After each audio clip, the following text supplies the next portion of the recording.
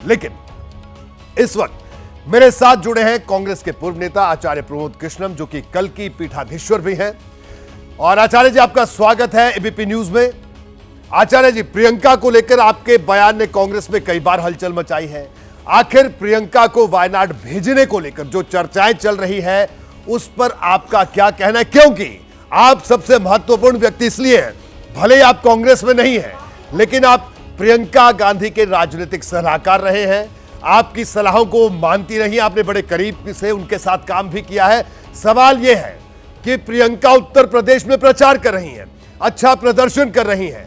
राहुल गांधी उत्तर प्रदेश नहीं छोड़ेंगे, लेकिन प्रियंका गांधी को ऐसी क्या चीज है जो उनको वायनाड जाने से रोक रही है, इलेक्ट्रल पॉलिटिक्स में जाने से रोक रही है? जी आचार्य प्रमोद कृष्णम जी। देखिए रोहित जी, पहली बात तो ये है, राहुल गांधी जी कौन सी सीट रखेंगे, कौन सी सीट छोड़ेंगे, ये उनका फैसला है। वो कांग्रेस के मालिक हैं, वो कुछ भी कर सकते हैं। जो फैसला वो करेंगे, पूरी कांग्रेस पार्टी उसको मानेगी। जहाँ तक सवाल प्रियंका गांधी जी का है, आपको मेरी आवाज़ मिल रही है? जी बिल्कुल मिल रही है। हाँ, जहाँ तक सवाल प्रियंका गांधी जी का है, प्रियंका गांधी जी के चुनाव लड़ने का है, तो इस पर बहुत सी बातें हुई हैं, बहुत सी खबरें चली हैं, बहुत सी स्टोरी हुई हैं कांग्रेस पार्टी के भीतर भी और बाहर भी। क्योंकि प्रियंका गांधी जी एक ऐसी नेता हैं कांग्रेस में जो लोकप्रियता के दृष्टिकोण से, स्वीकार्यता के दृष्टिकोण से सबसे ज़्यादा महत्वपूर्ण है। और उनकी एक्सेप्टेबिलिटी, उनकी पॉपुलैरिटी कांग्रेस पार्टी में सबसे ज़्यादा है। लेकिन विडंबना ये है कि प्रियंका गांधी जी को कांग्रेस की जिम्मेदारी जब दी गई, तो उन्हें, वो पहली ऐसी नेता हैं जिन्हें इतना ज़्यादा लोकप्रिय होने के बावजूद, जिन्हें पूरी स्टेट का प्रभारी नहीं बनाया गया, सिर्फ आधी स्टेट का प्रभारी बनाया गया। जब 2019 में उनको जनरल सेक्रेटरी बनाया गया और उत्तर प्रदेश का प्रभार सौंपा गया, तो पश्चिमी उत्तर प्रदेश का प्रभार ज्योतिरादित्य सिंधिया जी के पास था और पूर्वी उत्तर प्रदेश का प्रभार प्रियंका गांधी जी को सौंपा गया, जो भारत के इतिहास में, कांग्रेस पार्टी के इतिहास में ऐसा कभी नहीं हुआ। क्योंकि एक राज्य का प्रभारी एक ही होता था, इस तरह दो प्रभारी हों, राज्य के दो टुकड़े किए गए हों, ऐसा कभी नहीं हुआ। दूसरी मांग उठी, जब कांग्रेस के कार्यकर्ताओं ने ये मांग उठाई कि जब राहुल जी इस्तीफा दे चुके थे, उसके बाद ये मांग उठी कि अगर राहुल गांधी जी कांग्रेस की अध्यक्षता स्वीकार नहीं करते हैं, तो प्रियंका गांधी जी को अध्यक्ष बना दिया जाए।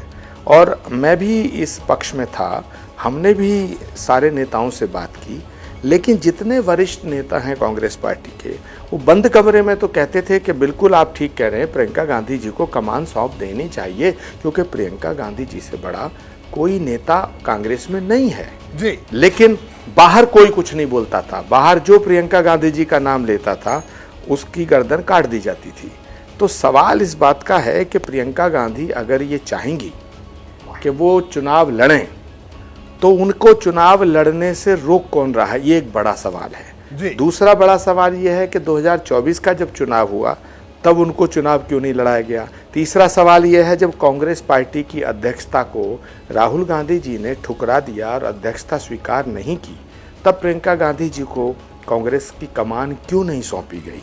चौथा सवाल ये है कि जब अब कांग्रेस का महासचिव उन्हें बनाया गया, तो वो अकेली ऐसी महासचिव हैं जिनके आगे लिखा है कि Priyanka Gandhi general secretary without any portfolio. जी आचार्य जी, मैं, आपने बड़े विस्तार से बात बताई, कर कौन रहा है? मैं आपसे वही जानना चाह रहा हूं। यानी आपका साफ तौर पर यह कहना है कि कांग्रेस के भीतर ही कुछ लोग हैं जो प्रियंका को रोक रहे हैं, क्योंकि बड़ी हैरानी होती है कि प्रियंका लड़ना चाहती हैं, प्रियंका नहीं लड़ना चाहती है, वो संगठन में काम करना चाहती है। यानी आप सीधे तौर पर यह कह रहे हैं कि कांग्रेस के भीतर एक ग्रुप है जो प्रियंका को आगे बढ़ने से रोक रहा है।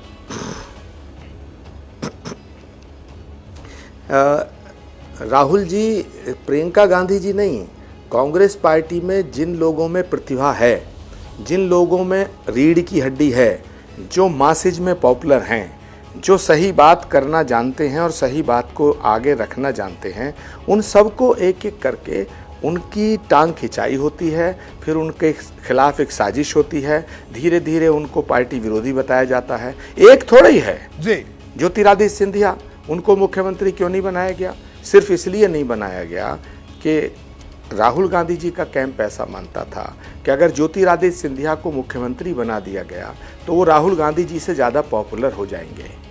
सचिन पायलट को मुख्यमंत्री नहीं बनाया गया, सिर्फ इसलिए नहीं बनाया गया कि सचिन पायलट एक डायनेमिक लीडर हैं, युवा हैं, अच्छा बोलते हैं। आचार्य जी माफी के साथ रोकूंगा, एक आखिरी सवाल आपसे, यानी आपका यह कहना है कि प्रियंका की पॉपुलैरिटी से कांग्रेस का एक धड़ा डरता है, आप साफ तौर पर यह कह रहे हैं? मुझे लगता है जब 2024 का चुनाव शुरू हुआ था तो ये चर्चा शुरू हुई थी, मैंने तब भी कहा था कि प्रियंका गांधी जी को चुनाव नहीं लड़ाया जाएगा और वो नहीं लड़ाया गया। मैं अब भी कह रहा हूँ कि प्रियंका गांधी जी का चुनाव लड़ना अभी मुश्किल है और वो मुश्किल कौन पैदा कर रहा है, उनका रास्ता कौन रोक रहा है। कांग्रेस पार्टी में किसी और नेता की हिम्मत नहीं है कि जो प्रियंका गांधी के बारे में फैसला कर सके। कांग्रेस पार्टी में प्रियंका जी को अगर चुनाव लड़ाया जाएगा या नहीं लड़ाया जाएगा उसका फैसला राहुल गांधी जी करेंगे। तो यदि प्रियंका गांधी चुनाव नहीं लड़ती हैं तो स्पष्ट मान लेना कि राहुल जी नहीं चाहते हैं कि प्रियंका गांधी चुनाव लड़ें। ये बड़ी बात आचार्य प्रमोद कृष्णन कह रहे हैं। आचार्य जी आपका बहुत बहुत धन्यवाद एबीपी न्यूज से बात करने के लिए। आचार्य प्रमोद कृष्णन ये बड़ा बयान दे रहे हैं। उनका एक कहना है कि अगर प्रियंका गांधी को चुनाव लड़ने से कोई रोक सकता है या रोक रहा है तो राहुल गांधी हो सकता है।